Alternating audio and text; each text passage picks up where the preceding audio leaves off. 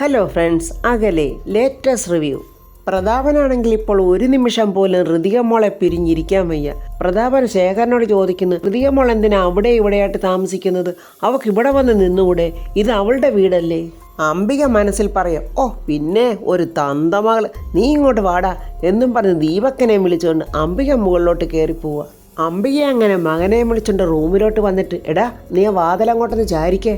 ഡോറങ്ങോട്ട് അടച്ചിട്ട് ദീപക്ക് ചോദിക്കുന്നു, എന്താ അമ്മേ ഇടം മണ്ട, നീ കണ്ടില്ലടാ പ്രതാപൻ്റെ മാറ്റം? ഓ അതാണോ അമ്മ പറഞ്ഞത്?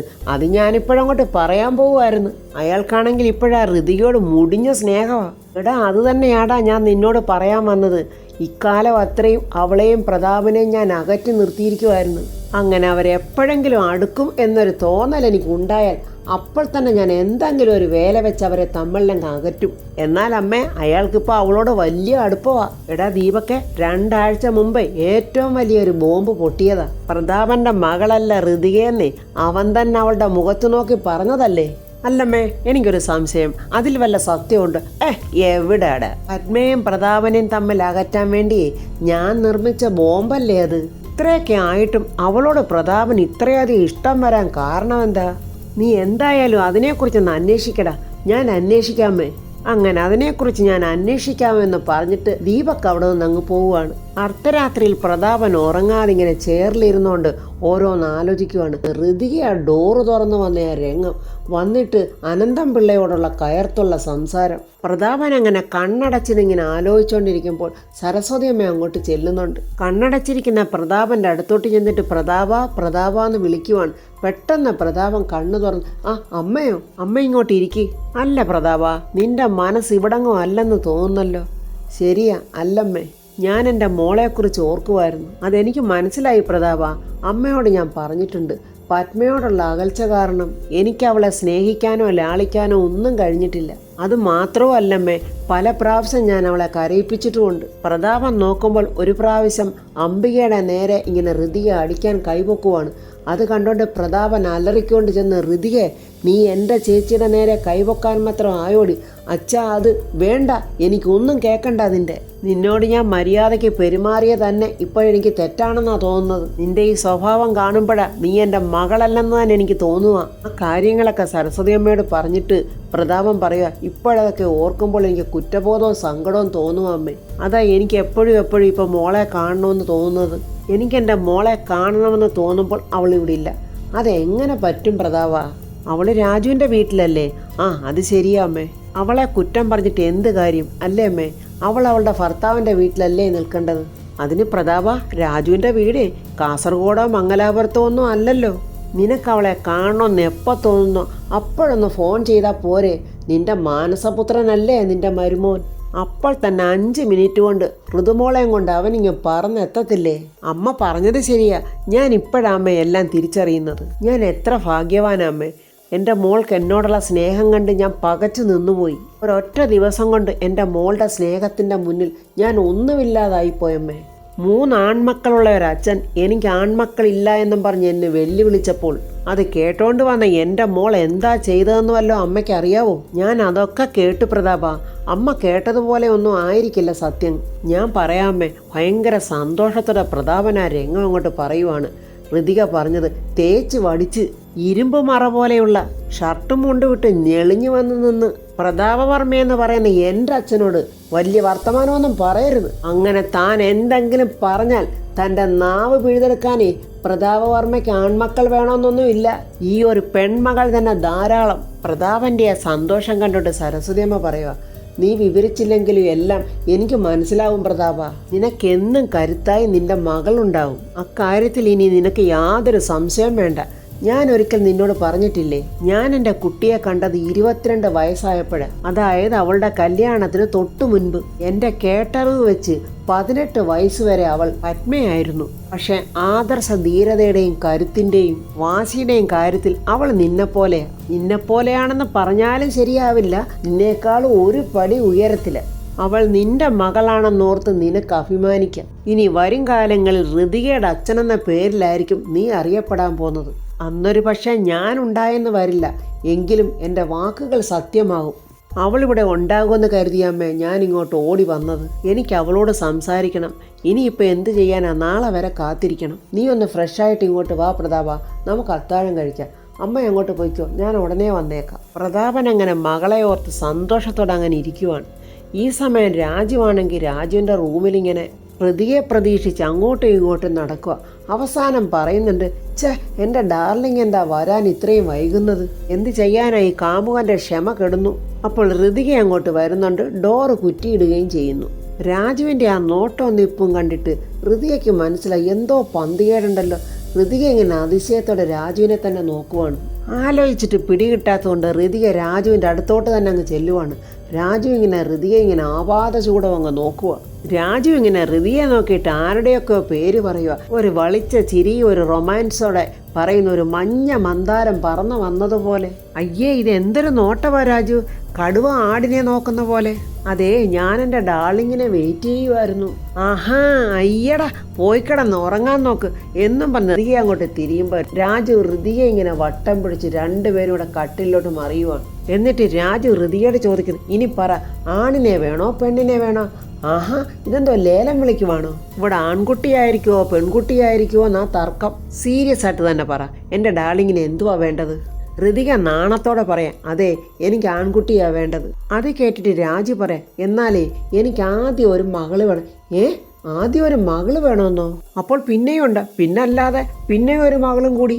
അങ്ങനെ എനിക്ക് 10 പെൺമക്കൾ വേണം. രാജു അങ്ങനെ പറഞ്ഞത് കേട്ട് ഋതിക കണ്ണും തള്ളി ചോദിക്കുക, അപ്പോഴെൻ്റെ ജോലി പ്രസവമാണോ? അപ്പോൾ ഞാൻ ആജീവനാന്തം പ്രസവക്കാരി അല്ലേ? അതൊന്നും എനിക്കറിയണ്ട, പക്ഷെ എനിക്ക് 10 പെൺമക്കൾ വേണം. അതെന്തിനാടോ തനിക്ക് 10 പെൺമക്കൾ? രാജു എന്താ വിമൻസ് ഹോസ്റ്റൽ നടത്താൻ ഉദ്ദേശമുണ്ടോ?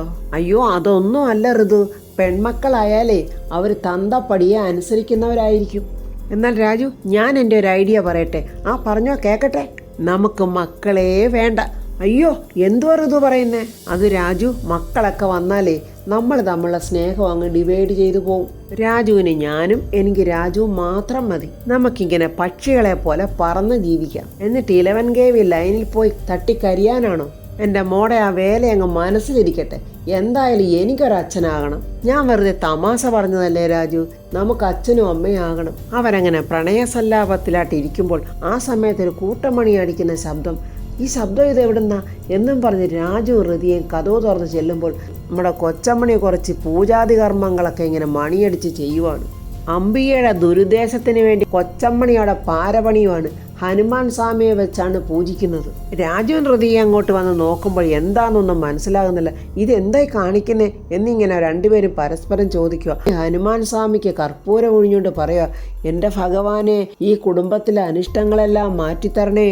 ഇവിടെയൊക്കെ കറങ്ങി നടക്കുന്ന ഗുളിയന്മാരെയൊക്കെ ഒന്ന് ഓടിക്കണേ. അപ്പോഴങ്ങോട്ട് വേണുവേട്ടനും രാധമ്മയും വരുന്നുണ്ട്.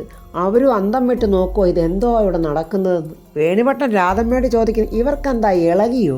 പ്രിയയും ഐഷുകൂടെ അങ്ങോട്ട് വരുന്നു. ഐഷു അത് കണ്ടിട്ട് ചോദിക്കുന്നു, ഈ അച്ചമ്മയ്ക്ക് എന്താ ഭ്രാന്ത് പിടിച്ചോ? മിണ്ടരുത് വെടലേ എന്നും പറഞ്ഞ് കൊച്ചമ്മണി ഇങ്ങനെ ദേഷിക്കുവാണ് കൊച്ചിനോട്. അത് കണ്ടിട്ട് പ്രിയ, വേണ്ടേ, എൻ്റെ കൊച്ചിനെ വെടലേന്നങ്ങൾ വിളിച്ചിട്ടുണ്ടെങ്കിൽ നിങ്ങളെ ഇവിടെ ഞാൻ ഓടിക്കും. ഈ പെണ്ണുമ്പിള്ള എന്തോ കള്ളത്തരത്തിനാണെന്ന് വേണുവേട്ടന് മനസ്സിലായി. ഇവരുടെ ദേഹത്തെ പാതിരാ പിശാച് കൂടിയിരിക്കുക. അയ്യോ, എന്നെ കളിയാക്കരുത്. ഞാൻ നിങ്ങളുടെ കുടുംബത്തിന് വേണ്ടിയും ഈ നിൽക്കുന്ന രാജുവിനും ഹൃദയയ്ക്കും വേണ്ടിയായി കർമ്മങ്ങളൊക്കെ ചെയ്യുന്നത്. ഇത് മാരുതവ്രതമാണ്, എല്ലാവരും അനുഷ്ഠിക്കണം. ഞാൻ ഇന്ത്യയിലുള്ള എല്ലാ ഹനുമാൻ ക്ഷേത്രത്തിലും ഒരു തീർത്ഥയാത്ര പോവുകയാണ്. അത് കേട്ടിട്ട് രാധമ്മ പറയാം, അയ്യോ, നിങ്ങൾ തീർത്ഥയാത്ര പോകുന്നതിന് ഞങ്ങളുടെ ഉറക്കം എന്തിനാ നിങ്ങൾ കളയുന്നത്? അയ്യോ, ഞാൻ പറയുന്നൊന്ന് കേൾക്കരാതെ. നാമക്കൽ കർണാടകയിലെ 5 മുഖ ഹനുമാൻ ക്ഷേത്രം, ആഴുവൻകോട് ഹനുമാൻ ക്ഷേത്രം, ഇങ്ങനെ എല്ലാ ക്ഷേത്രങ്ങളിലിട്ടും ഒരു തീർത്ഥയാത്ര.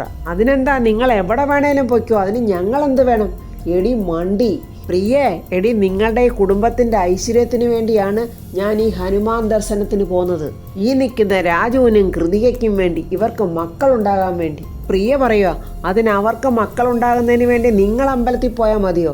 അതിനവരും കൂടെ വിചാരിക്കണ്ടേ? ചേടാ, ഇവളോട് എന്തു പറഞ്ഞാലും മനസ്സിലാകത്തില്ലല്ലോ. ഈ കുഞ്ഞിൻ്റെ നാള് പറഞ്ഞ് ജോത്സ്യനെ കൊണ്ട് ഞാനൊന്ന് നോക്കിപ്പിച്ച്. അതിന് ഏത് ജോത്സ്യരെയാ കാണിച്ചത് എന്ന് രാധമ്മ ചോദിക്കുമ്പോൾ വായിക്കൊള്ളാത്ത ഒരു പേര് പറഞ്ഞ് രക്ഷപ്പെടുന്നുണ്ട് കൊച്ചമ്മണി. പ്രിയ ചോദിക്കുന്ന, അതിന് നിങ്ങൾക്ക് ഋതുമോളുടെ നാളറിയാം? അറിയാം, വിശാഖം, ജനന ഡേറ്റും അറിയാം. 2002 ആഗസ്റ്റ് 10 വെളുപ്പിന് 4 മണി. ഇത്രയ്ക്ക് കൃത്യമായിട്ട് പറയുമ്പോൾ എല്ലാവരും ഇങ്ങനെ പരസ്പരം നോക്കുന്നു. രാജു ഋതിയോട് ചോദിക്കുന്നു, ശരിയാണോ ഋതു?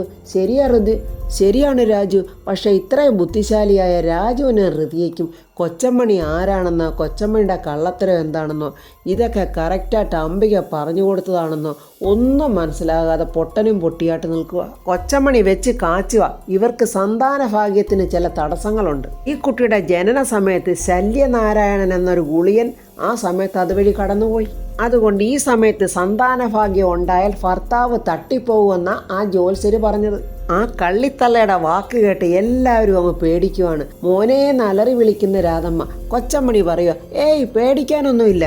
ഈ വീട്ടിലെ എല്ലാവരും 1 മാസത്തേക്ക് വ്രതം അനുഷ്ഠിക്കണം. വ്രതമെന്ന് വെച്ചാൽ നോയമ്പ്. കഠിന ബ്രഹ്മചര്യമായിരിക്കണം. സ്ത്രീകളും പുരുഷന്മാരും തമ്മിൽ സംസാരിക്കുന്നതിൽ തെറ്റില്ല. ശുദ്ധമായിരിക്കണം.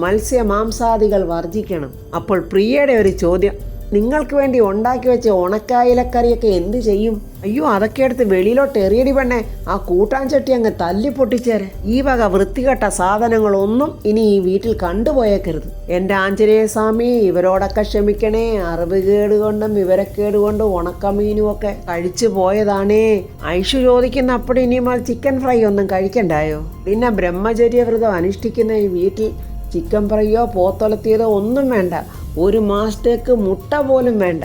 മുട്ടയിടുന്ന കോഴിയെങ്ങാണ് ഇവിടെ ഉണ്ടെങ്കിൽ അതിനെ അങ്ങ് തല്ലി കൊന്നേരെ. ഇതെന്തോന്ന് വ്രതവാ? പ്രിയ ചോദിക്കുക. അപ്പോൾ ഉടനെ കൊച്ചമ്മണി ഋതിയോട് പറയുന്നു, മക്കളിങ്ങോട്ടൊന്ന് വന്നേ. അപ്പോൾ അവരെല്ലാവരും കൂടെ ഋതിയോട് പറയുന്നു, അയ്യോ അങ്ങോട്ടൊന്ന് ചെല്ല്. ഞാൻ ചില തമാശകളൊക്കെ പറഞ്ഞിട്ടുണ്ട്, പക്ഷേ അതൊന്നും അല്ല.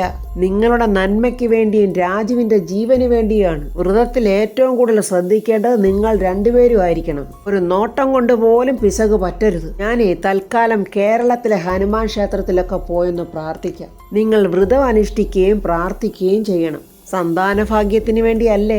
അതുകൊണ്ട് നിങ്ങളിത് ചെയ്തേ പറ്റൂ. വേണുവേട്ടനൊരു വലിയ സംശയം. അതേ, കുട്ടികളുണ്ടാകാൻ വേണ്ടിയിട്ട് ബ്രഹ്മചര്യം അനുഷ്ഠിക്കണമെന്നോ? ഇത് ഞാൻ ആദ്യമായിട്ടാണ് കേൾക്കുന്നത്. അയ്യോ, അത് വിശാഖം നക്ഷത്രത്തിലുള്ള ദോഷം കൊണ്ട് ഞാൻ പറഞ്ഞതാ. തൽഗുണസമ്പന്നരായ മക്കൾ ഉണ്ടാകണമെങ്കിൽ നിങ്ങളെ വ്രതം നോക്കണം. നിങ്ങൾ ഇതൊന്നും ഓർത്ത് നിരാശപ്പെടണ്ട. 1 മാസത്തെ വ്രതത്തിന് ശേഷം നിങ്ങളുടെ ശാന്തി മുഹൂർത്തം. വേണുവേട്ടന് ദേഷ്യവും ചിരിയും വരുന്നുണ്ട്. അല്ല, നിങ്ങളിങ്ങനെ വ്രതമൊക്കെ അനുഷ്ഠിച്ചത് കൊണ്ടാണോ നിങ്ങൾക്ക് ജയനുണ്ടായത്? അയ്യോ, അത് ഞാൻ വ്രതം അനുഷ്ഠിക്കാതെ പോയതിൻ്റെ പേരിൽ എനിക്കുണ്ടായ ഒരു തെറ്റാ അത്. ഓട്ടംതുള്ളലിൽ പെട്ടുപോയ ഒരബദ്ധം. എൻ്റെ മക്കളെ, നിങ്ങൾ ഈ വേണുവാശാൻ പറയുന്നതൊന്നും കേൾക്കല്ലേ. ഇങ്ങേരൊരു നിരീശ്വരവാദിയാ. കൊച്ചമ്മണി വീണ്ടും അടുത്ത അസ്ത്രം അങ്ങോട്ട് വിടുവാണ്. ഈ വ്രതം അനുഷ്ഠിച്ചില്ലെങ്കിൽ നിങ്ങൾ 2 പേരിൽ ആരെങ്കിലും ഒരാൾ ഉണ്ടാവില്ല. ആഞ്ജനേയ സ്വാമി, ഹനുമാനേ, എൻ്റെ വായുപുത്ര, ഇവരെ കാത്തോളണേ എന്നൊക്കെ വിളിച്ച് അലറി പ്രാർത്ഥിക്കുവാണ് കൊച്ചമ്മണി. വലിയ ബുദ്ധിശാലികളാന്ന് പറഞ്ഞു നടക്കുന്ന രാജുവും ഋതികയും ഇത് വിശ്വസിച്ചല്ലോ. അവർ 2 പേര് റൂമിൽ ചെന്നിരുന്നുകൊണ്ട് രാജു ഋതിയോട് പറയുന്നു, അവരിനി നമുക്ക് 2 പേർക്കും ചെന്ന് 8ന്റെ പണി വല്ലതും തന്നതാണോ? അത് കേട്ടിട്ട് ഋതിക പറയാം, അവരാൾ തട്ടിപ്പാ, പക്ഷേ എൻ്റെ നാളും ജനന തീയതിയൊക്കെ അവർ കൃത്യമായിട്ട് പറഞ്ഞല്ലോ. അതുപോലും അംബിക പറഞ്ഞു കൊടുത്തതാണെന്ന് മനസ്സിലാക്കാൻ കഴിയാത്ത ഋതികയാണ് വലിയ ബുദ്ധിശാലിയാണെന്നും പറഞ്ഞ് നടക്കുന്നത്. അപ്പോൾ ഫ്രണ്ട്സ്, എന്തായാലും ഇത് കൊച്ചമ്മണിയുടെ കള്ളത്തരമാണെന്ന് രാജുവും ഋതികയും കണ്ടുപിടിക്കും. ഈ വിവരങ്ങളൊക്കെ സരസ്വതി അമ്മയോട് അവർ പറയുമായിരിക്കും. അപ്പോൾ കൊച്ചമ്മണിയെ പിടിച്ചു കെട്ടി കൊച്ചമ്മണി തന്നെ വാ തുറന്ന് സമ്മതിക്കും ഇതെല്ലാം അംബിക പറഞ്ഞു കൊടുത്ത് ചെയ്യിച്ചതാണെന്ന്. അങ്ങനെയുള്ള റിവ്യൂമായി നമുക്ക് നാളെ കാണാം. എൻ്റെ ഈ റിവ്യൂ ഇഷ്ടപ്പെട്ടാൽ ലൈക്കും കമൻസും, സബ്സ്ക്രൈബ് ചെയ്യാത്തവർ സബ്സ്ക്രൈബ് ചെയ്യണേ.